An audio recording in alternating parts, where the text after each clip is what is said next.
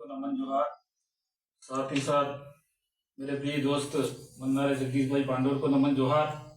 और साथ ही साथ हमारे यहाँ पर देवरम में विराजमान देवी देवताओं को भी नमन जोहार। आज हम लोग यहाँ पर राणा पुंजा भील जयंती मनाने के उपलक्ष्य में आज हमने यहाँ पर जो बैठक रखी है और तमाम क्षेत्र के यानी कि भोमट क्षेत्र के तमाम लोग यहाँ पहुंचे, उनको भी तहे दिल से नमन जोहार। साथियों, कई हमारे आदिवासी भील समुदाय में कई व्यक्तियों को ऐसा लगता है कि मैं तो भील नहीं हूं। मैं आपको भील की परिभाषा बताऊं। भील का मतलब यह है कि तीर चलाने वाला, आदिकाल से तीर चलाने वाला व्यक्ति आदिकाल से उसको भील कहा जाता है। और भीलों की अगर जाति अगर भारत देश में कहा जाए तो लगभग, मैंने जहां ज्योग्राफी पढ़ा है, जब तक मैंने पढ़ा था तब तक की बात कर रहा हूं, 563 जातियां भीलों की है। तो उसमें क्या वो उप जातियां हैं। उप जातियों की जैसे मैं आ गया, भील तो मैं भी हूं, लेकिन मेरी उप जाति है दामा। यहां बैठे कोई हिमार, यहां बैठे हमारे कोई ग्रासिया, यानी कि हमारे भील समुदाय में मैंने कहा कि इतनी जातियां हैं। कई लोगों के दिमाग में ये मानसिकता है कि हम तो भील है ही नहीं। वो क्या मानते हैं, हम तो भील है ही नहीं। और आप लोगों ने देखा होगा कुंभलगढ़ के आसपास में इधर के लोगों ने नाम के आगे राणा लगाना शुरू कर दिया है। क्या लगाते हैं? राणा। तो कई लोग वो अपने आप में भील कहना पसंद नहीं करते। और यहाँ जो भाड़ेर क्षेत्र की, मैंने जहां तक हमने जन जागरण शुरू किया, ये पूरे समुदाय ने, जगदीश जी ने, पूरे समुदाय ने हमने शुरू करा, पूरी टीम ने, उस समय से हमने ये देखा कि यहाँ का एक माहौल देखा गया भाड़ेर में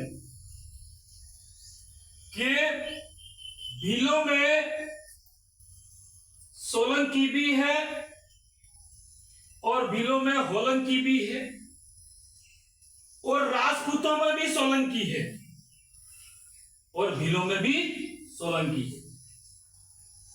आज आप देखो एससी समुदाय में भी कोई रावत लगाता है, कोई परमार लगाता है।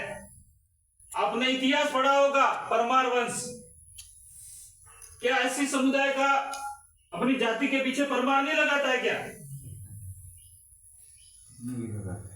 अपने लगा रहे तो वो परमार है, तो क्या वो भील नहीं है? क्या वो तो उपजाति है ना। तो इसी तरह हमारे राणा पुंजा भील थे।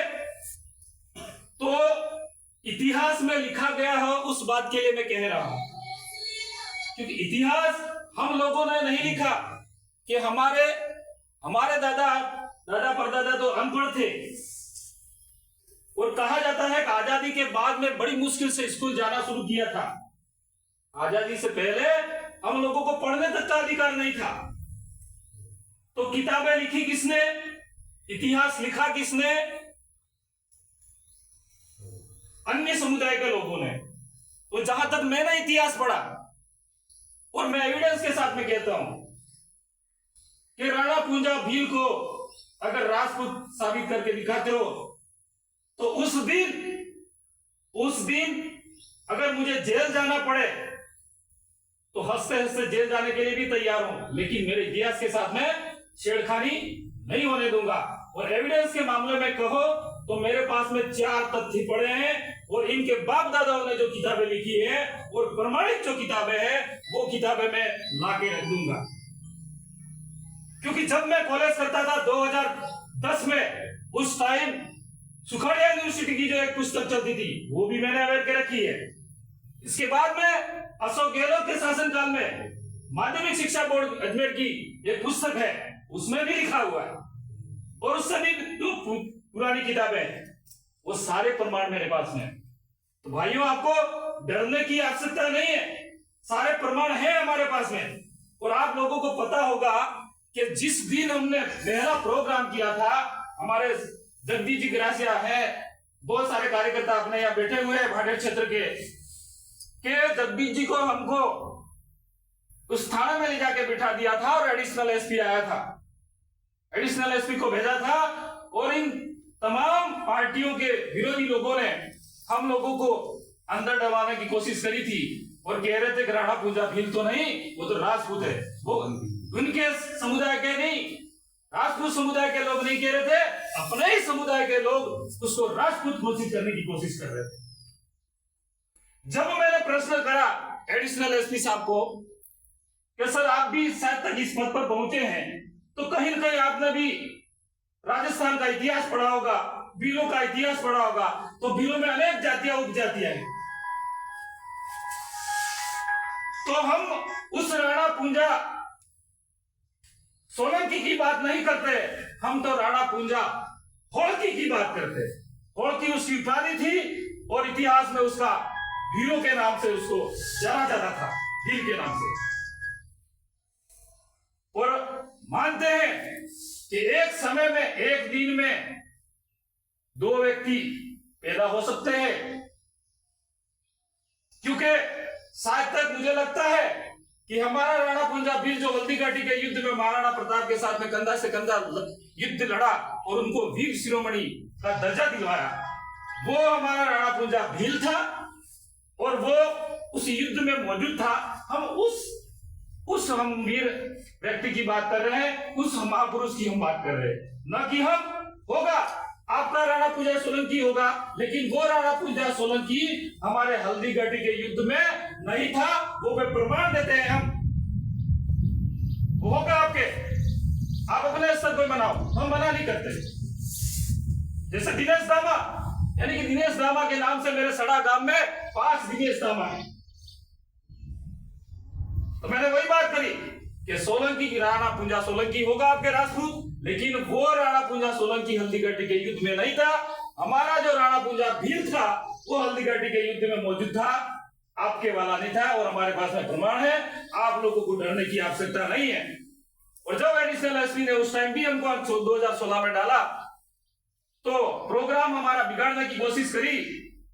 हमारे रोज साहब उस टाइम एमएलए साहब थे, वो भी आए थे, बहुत दिक्कतों का सामना करना पड़ा। यहाँ पर फोर्स तक आ गई, फोर्स ने आगे हमको कहा कि आप आशावादी तत्व फैला रहे हो, इतिहास के साथ में छेड़छाड़ी कर रहे हो। लेकिन मैंने जगदीश जी पांडे को कहा कि आप यहाँ के हमारे वक्ता हैं, उस स्टेज पे आपको बोलना होगा, क्योंकि हमारे बाहर से मेहमान आए, आपका इंतजार कर रहे हैं, और एविडेंस के साथ में इन लोगों के साथ में बहिष्कार करने के लिए मैं तैयार हूं, क्योंकि मेरे पास में एविडेंस है, मेरे पास में तथ्य है। एसपी साहब से मैं बात करता हूँ, राजपूत समाज से मैं बात करता हूँ, मैंने वो तथ्य रखे, तो उन्होंने कहा मुझे ये तो गलत लिखा है। तो मैंने कहा एक किताब में गलत हो सकता है, 2 में गलत हो सकता है, बाकी तीसरी किताब में गलत नहीं हो सकता है, क्योंकि किताब लिखने वाला मेरा आदिवासी भील समुदाय नहीं था, और इतिहास लिखने वाला समुदाय भी आप ही का समुदाय था। अगर राणा पूंजा वास्तव में राजपूत होता तो आज वर्तमान में मेवाड़ के शासक लक्ष्यराज सिंह जिंदा है, और मेवाड़ के प्रतीक चिन्ह में एक तरफ राणा पूंजा भील का चित्र है और एक तरफ महाराणा प्रताप का चित्र है। अगर उसकी वेशभूषा राजपूती को वेशभूषा हो तो हमारी चेंज करके बताओ, तो हम मानने के लिए तैयार है।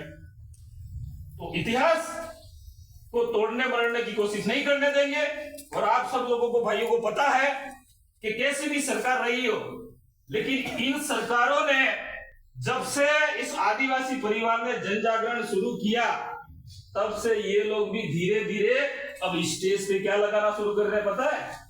राणा पूंजा भील की तस्वीर लगाना शुरू कर रहे हैं, टांटिया मामा भील की तस्वीर लगाना शुरू कर रहे हैं, बिरसा मुंडा की तस्वीर लगाना शुरू कर रहे हैं। और इससे पहले ये लोग स्टेज पे हमारे आदिवासी महापुरुषों की तस्वीर लगाना पसंद नहीं करते थे। कौन?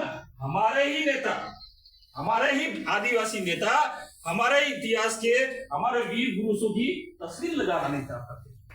और धीरे धीरे हम आदिवासी परिवार ने जन जागरण शुरू किया, तो कई मैंने देखा दोनों पार्टियां, एक तो राणा पूंजा भील की तस्वीर लगा के नमन कर रहा है, अरे तुम्हारा में इतनी औकात है तो हमारा जो इतिहास एविडेंस पड़ा है और उनकी मेहरपुर जन्म स्थली पर अगर तुम ही मूर्ति लगा के बता दो तो हमें ये काम करने की क्या जरूरत पड़ी थी। और सबसे बड़ी गलती थी इन दोनों सरकारों की रही है कि ये सरकार उस जमाने में काम करते थी। शायद भैरव सिंह शेखावत के समय में 1998 में शायद यहाँ पर मूर्ति लगने वाली थी, लेकिन अपने ही भाइयों ने कुछ विरोध करा, इसीलिए वो मूर्ति नहीं लगी। क्योंकि राजनीति की रोटी सेकने के चक्कर में हमारे आदिवासियों का इन लोगों ने इतिहास खत्म कर दिया। इसीलिए आपको डरने की बिल्कुल आवश्यकता नहीं है। और ऐसे एविडेंस देने के लिए अगर थाने में जाना पड़े, जेल में जाना पड़े, हम तैयार है। और छुड़ाने के लिए पूरी भील प्रदेश की जनता हमको तैयार है, इसलिए हम डरने की तैयार नहीं है। साथ ही आप बहुत अच्छा प्रोग्राम के लिए तन मन से आप अधिक से अधिक संख्या में लोगों को ले आए और प्रोग्राम की शोभा बढ़ाए। मैं ऐसी आशा और मनोकामना करता हूँ। जय जोहार, जय प्रकृति, जय भील प्रदेश।